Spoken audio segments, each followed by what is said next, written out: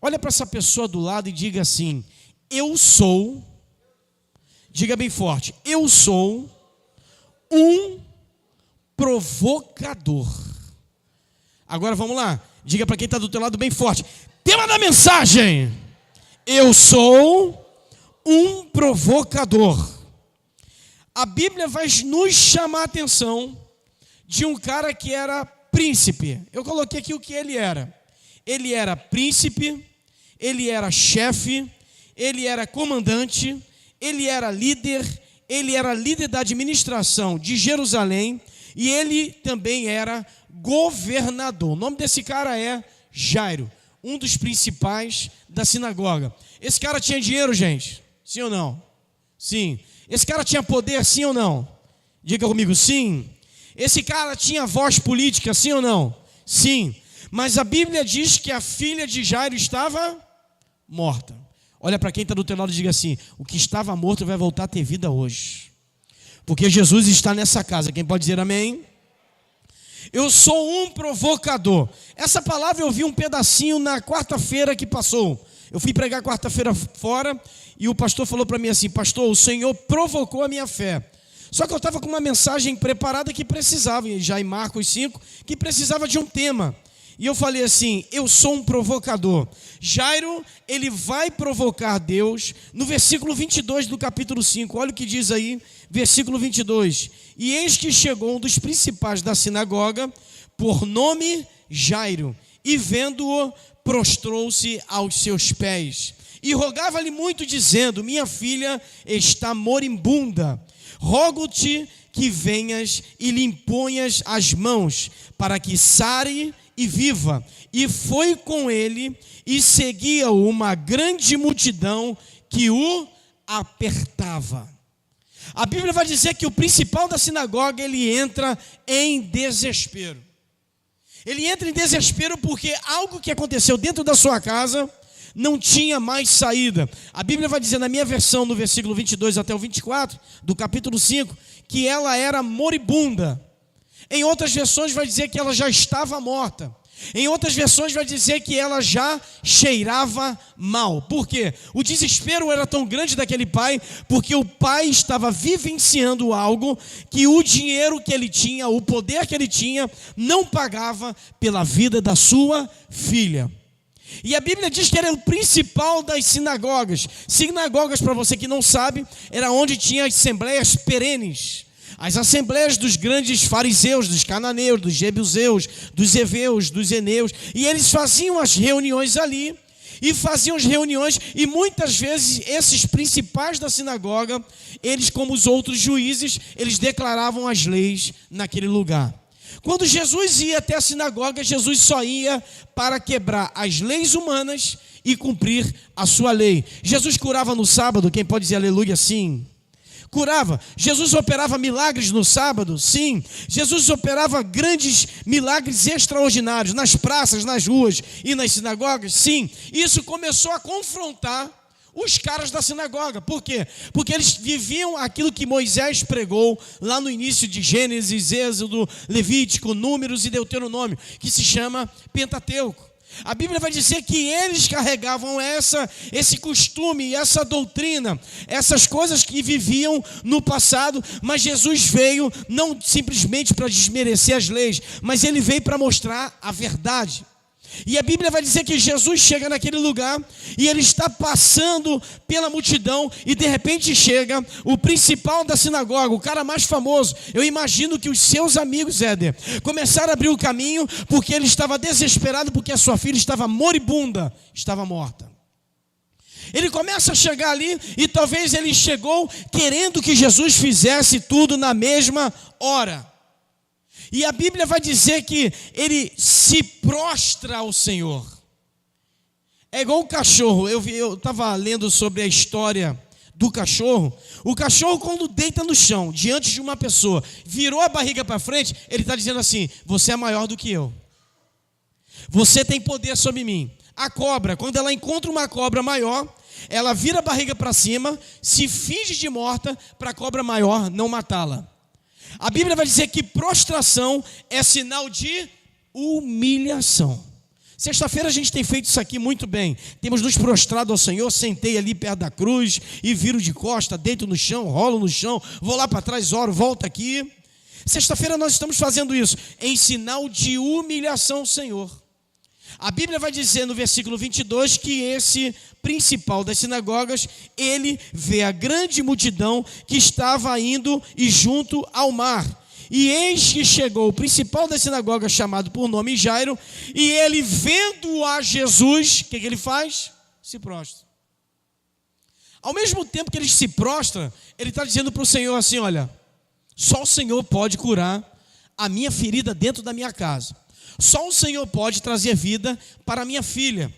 E a Bíblia vai dizer que ele provoca Deus, que quando ele se prostra, ele diz: Senhor, a minha filha está moribunda. Eu quero que o Senhor venha, imponha as suas mãos e que ela sare e que ela viva. Ele não quer que simplesmente Jesus coloque a mão e a menina se levante, mas que fique alguma ferida no corpo dela, que fique alguma marca do passado. Não, ele quer que quando Jesus coloque a mão, a menina fique completamente curada. Nós estamos vendo alguma situação de alguém que provoca Deus. Alguém que muitas vezes perseguia o povo de Deus dentro da própria sinagoga, onde era o lugar das reuniões de orações. Alguém que de repente falou tão mal de Jesus, mas por tantos milagres, por tantos testemunhos, ele chegou à conclusão que o único que poderia trazer vida à sua filha era o próprio Jesus. Irmãos, nós vemos nos dias de hoje pessoas que estão tão distantes de Deus, mas que quando elas provocam a Deus, no sentido de que eu estou chamando a atenção de Deus, eu estou querendo tocar em Deus, eu estou querendo fazer algo diferente, e Deus traz a pessoa que não tinha mais nada para a maravilhosa luz, e Ele a exalta. O Senhor está nos exaltando nessa noite e trazendo vida para tudo que está morto diante de nós. O principal da sinagoga, olha gente, o Jairo tinha um nome tão lindo, Lícia. Chegou agora, glória a Deus, Deus abençoe, conseguiu chegar, né? Alice deve estar bem, glória a Deus. Jairo tinha por nome o significado: Iavé ilumina.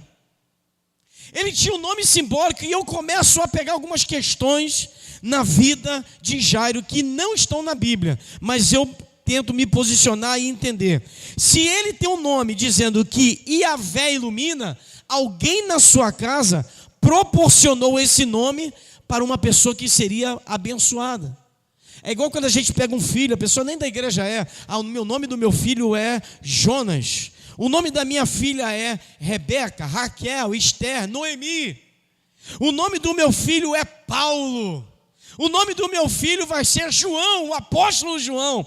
A gente está dando referência ao nome. Por exemplo, o nome do meu filho é Felipe. Em algumas versões vai dizer que é um homem que gosta de andar a cavalo. Mas a Bíblia vai dizer também que Felipe foi um dos discípulos. E é um homem que tinha a unção de discípulo. Então existe um significado para o nome. No meu nome, Marcelo, significa mar grande, forte, né? Marcelo. Celo significa grande. Celo, em outras línguas, vai dizer que é algo que alcança o céu. Minha mãe, de repente, colocou um nome e nem sabia, porque, na verdade, o meu nome seria Rafael, com PH, em nome do meu avô, que era o meu avô, por parte do meu pai, Rafael. E o Gustavo, entrou Carlos Gustavo, porque Carlos era o meu pai, e Gustavo é o avô, o pai da minha mãe. Já no caso da Maria Eduarda, é Maria por ser a mãe do Eduardo, e Eduarda por causa do Eduardo, né? Nada a ver com a Elaine, meu Deus, é forte, né?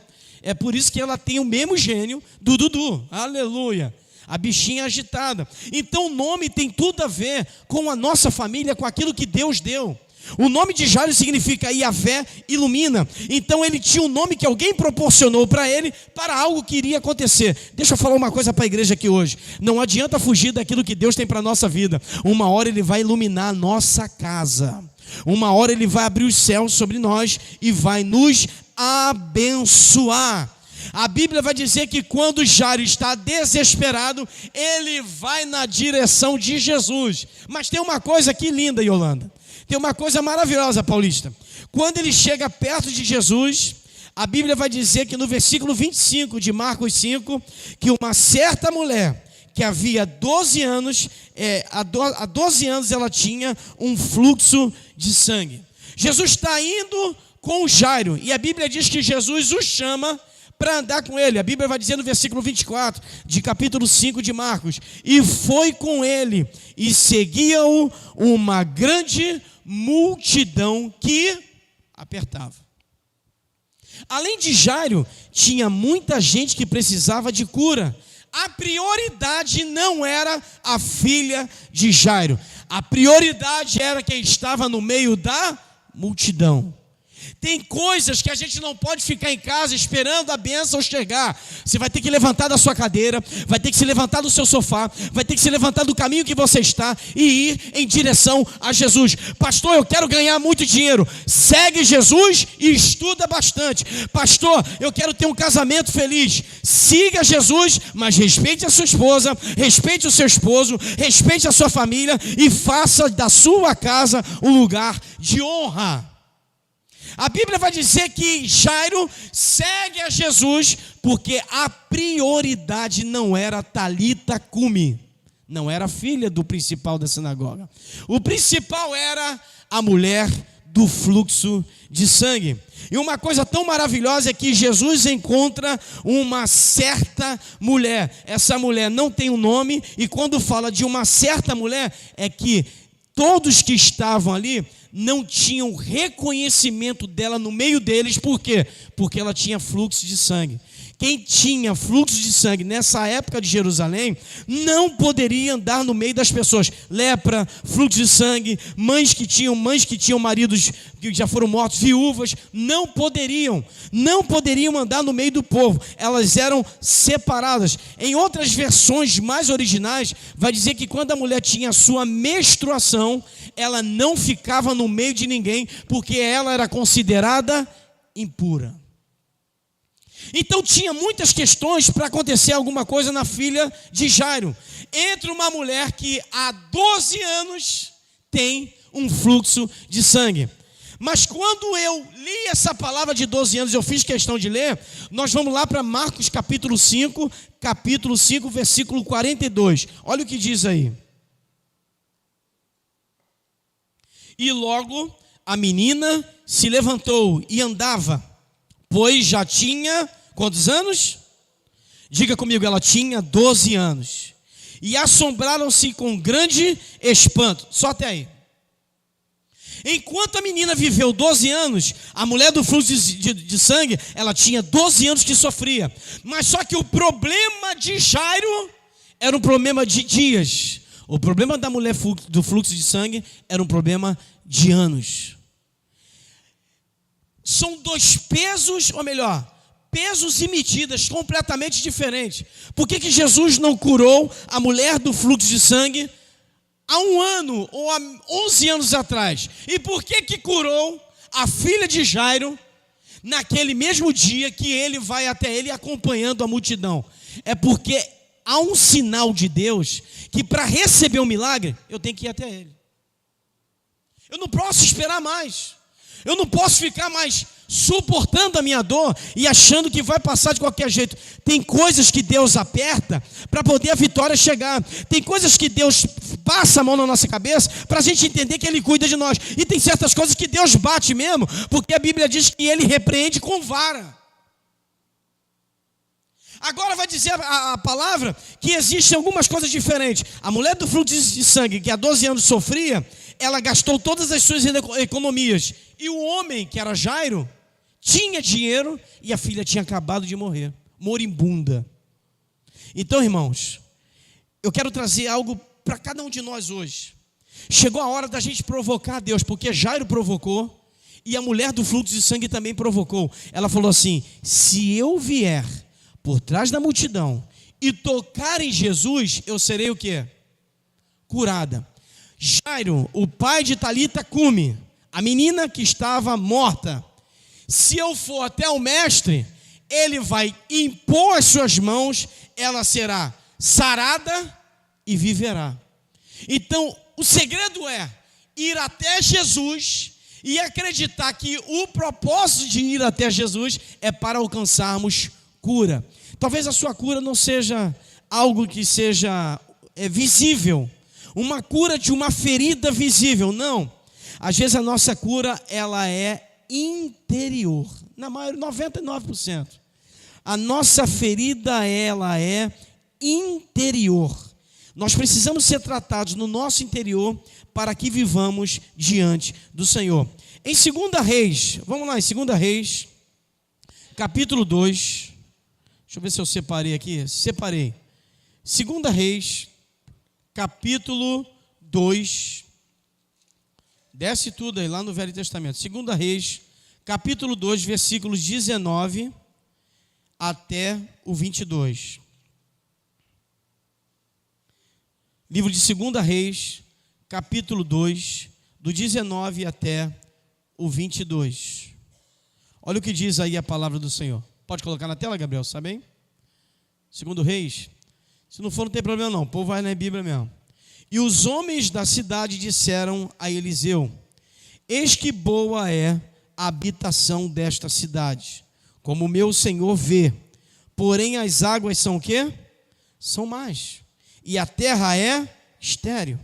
E ele disse: trazei uma salva, um prato, nova, e ponde nela o quê? Sal. E o que eles fizeram? Levaram. Então saiu ele ao manancial das águas e deitou o sal, jogou o sal no mar. E disse: assim diz o Senhor: sararei estas águas e não haverá mais nelas morte nem esterilidade. Ficaram, pois, sãs aquelas águas até o dia de hoje, conforme a palavra que Eliseu tinha dito. Quer ver uma coisa? Você está com uma ferida no corpo, pisou no mar, o que acontece com a ferida, irmãos? Fica em carne viva? Qual é o poder do sal nas feridas? Começa a fazer o quê? A limpar. A Bíblia está dizendo de mais alguém que provocou a Deus, dizendo o seguinte: as águas desse mar estão estéreis, está tudo parado.